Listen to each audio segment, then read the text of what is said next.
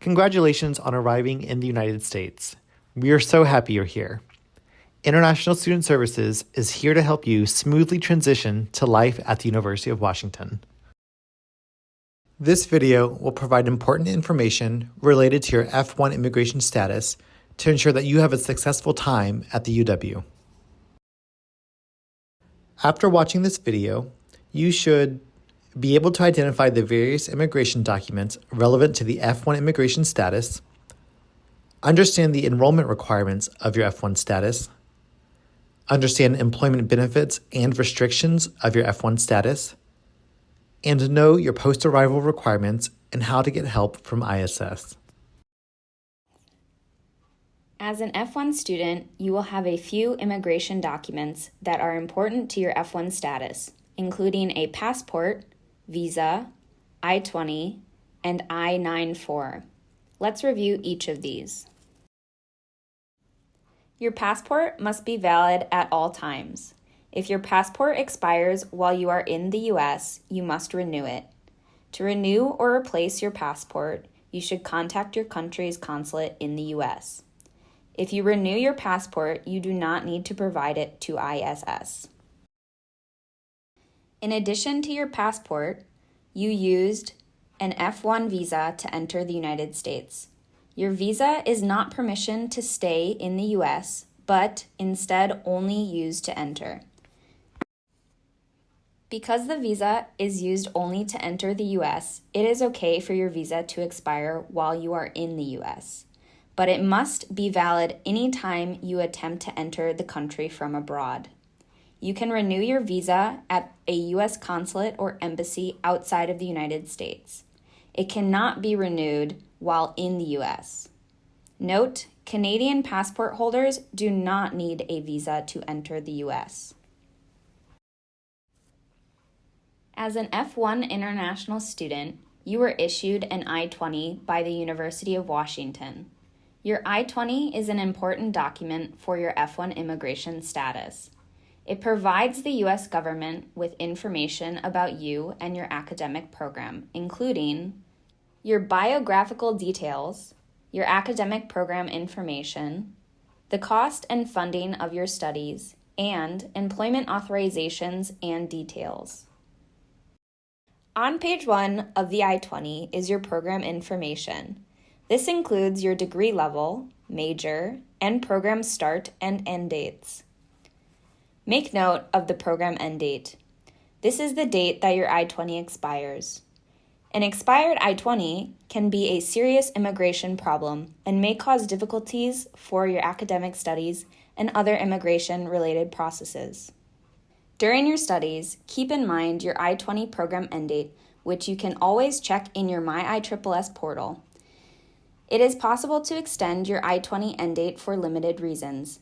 Do not let your I-20 expire if you have not finished your studies. On page 2 of the I-20, you can find a section for travel signatures.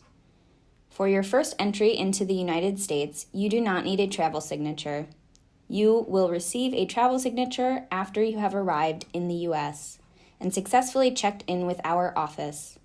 Once ISS has processed your immigration check-in and registered your immigration record with the government, we will issue you a travel signature. We will email you once this travel signature is available to you in My ISSS. Note, we do not recommend that you travel outside of the country until after the start of your program. Remember, the I-20 is very important. Many academic and personal changes during your studies will require an updated I-20. Please keep a copy of every I-20 you receive, as you might need this in the future. You can also find previous I-20s in your My ISSS portal. The last document to review is the I-94. This is your arrival and departure record. If you arrive in the U.S. by airplane or ship, you will be issued an online I-94, which will take a few days. Students who enter by land may be given a paper I-94. F1 international students are required to follow certain rules to keep their immigration status. This is called maintaining status. In addition to making sure your passport and I-20 are always valid, you must follow certain enrollment requirements and employment restrictions. F1 students must enroll full-time during their studies. For undergraduate students, full-time is 12 credits per quarter. For graduate students, full-time is typically 10 credits a quarter. Of these required credits, only one online course may be taken, so keep this in mind when you register for classes each quarter. You can read more about enrollment requirements on our website. After enrolling full-time for these 3 consecutive quarters, you will be eligible for your annual vacation quarter.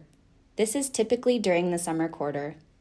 During your vacation quarter, you are able to stay in the United States while not enrolled. You are allowed to enroll in classes at UW or another school during your vacation quarter if you want, but it is not required. Many students use this time to engage in internships. Note, students who begin their studies in the winter or spring quarters are also eligible for a vacation quarter in the summer, despite not completing 3 consecutive quarters.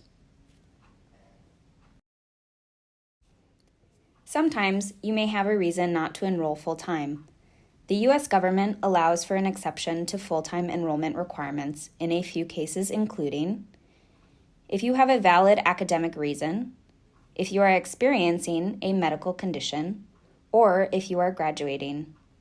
The important thing to remember is that if for some reason you are not able to register for a full course load, you should contact International Student Services so that we can advise you on how it might affect your immigration status.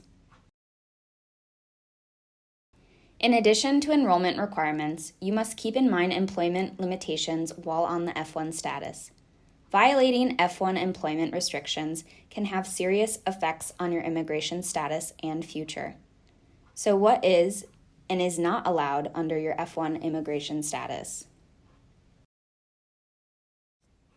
You are eligible to work on the University of Washington Seattle campus as an F1 student. You do not need special authorization to work on campus. You just need a valid I-20. However, during the academic quarter, you can only work up to 20 hours per week. This restriction does not apply to the time between quarters and during vacation periods such as spring break or summer, during which you can exceed the 20 hours of on-campus employment. While you can work on campus without special authorization, you are not permitted to work off campus. To work off campus, you will need a special work authorization such as Curricular Practical Training or CPT. Most students do not become eligible for authorization to work off campus until completing 3 quarters of full-time enrollment, though there are a few limited exceptions. Keep in mind, working off campus without authorization is a violation of your immigration status and could have a severe impact to your studies and future immigration processes. As a new student, you likely do not have a Social Security number or SSN, which is issued to track your earnings. Having this number helps facilitate payment. Students who are not receiving payment do not need to apply for an SSN. While you must apply for an SSN if you are receiving payments, you can start working without an SSN. You can apply for an SSN through the Social Security Administration office. If you work on campus, you will need to apply for an SSN. To do so, you should request an SSN letter of support from International Student Services. You can do this in your MyISSS portal. To recap how to maintain your F1 immigration status, you should make sure that your passport and I-20 are always valid. You must enroll full-time every quarter unless you are eligible and approved for an exception. and you should make sure that you have the proper work authorization when necessary. By following these rules, you can ensure you have a successful time at the University of Washington. Now that you've arrived in the United States and understand your immigration rules, let's take a look at your next steps and how to get help on immigration topics in the future. After arriving in the U.S., you are required to complete the immigration check-in with ISS. This process is simple and fast and is done through your My ISSS portal. However, before you complete the immigration check-in, you should do a few things. First, you will need to download your I-94. As mentioned earlier, this is your entry record with the U.S. government. You can download the document through the government website. However, it may take several days after arriving for the form to appear. When you are able to access the form, make sure that the information on it is correct, especially the class of admission and admit until date. Next, you must update your MyUW account with your U.S. local address.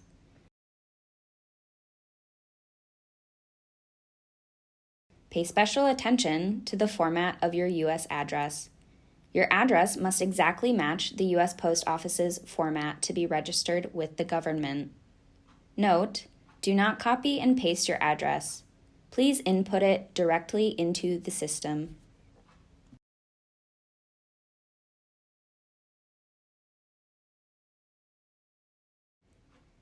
You must also update your U.S. phone number in your MyUW account. It is important that we have a phone number on file for you should we need to contact you about an urgent immigration issue. Lastly, you should register full-time. ISS cannot register your immigration record with the government if you are not enrolled full-time. If you need help registering for classes, reach out to your academic advisor or department. After you've taken these steps, log into My ISSS and complete the immigration check-in request. Once you've filled out the form and uploaded your I-94, be sure to press Submit. ISS will review your check-in form. If completed correctly, we will register your immigration record and issue you a new continuing student I-20 with a travel signature, which is valid for 1 year. When your new I-20 is ready, we will send you an email. This may take several weeks after you have submitted your check-in form. While you're an F1 international student at UW, you can receive help and guidance on questions related to your immigration status from ISS. Our office serves over 9,000 international students by providing immigration advising, as well as processing requests such as work authorizations. When you need help with an immigration question, it's always great to start by checking our website.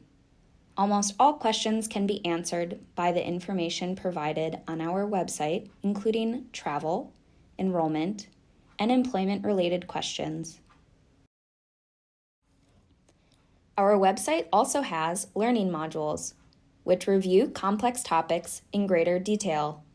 In these modules, you can learn about the application steps for some of our processes, as well as get frequently asked questions answered.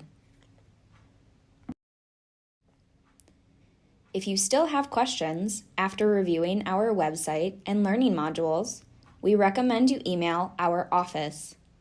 You can email us by completing our Contact ISS form. Your email will be assigned a ticket number and sent to our team for review. We appreciate your patience as it may take several business days for us to respond. If you have a complex case that requires a discussion, we encourage you to attend our advising either virtually or in person. You can find our advising hours on our events calendar. This concludes our post-arrival video. To summarize, it's important to be familiar with your F1 immigration documents. Also, You must follow the F1 rules to properly maintain your immigration status. Additionally, the U.S. government requires you to complete an F1 immigration check-in, which can be done in My ISSS after you've arrived in the United States. Lastly, International Student Services is here to support and guide you during your studies. Thank you so much for watching our post-arrival video. ISS hopes you have a great first quarter at the University of Washington.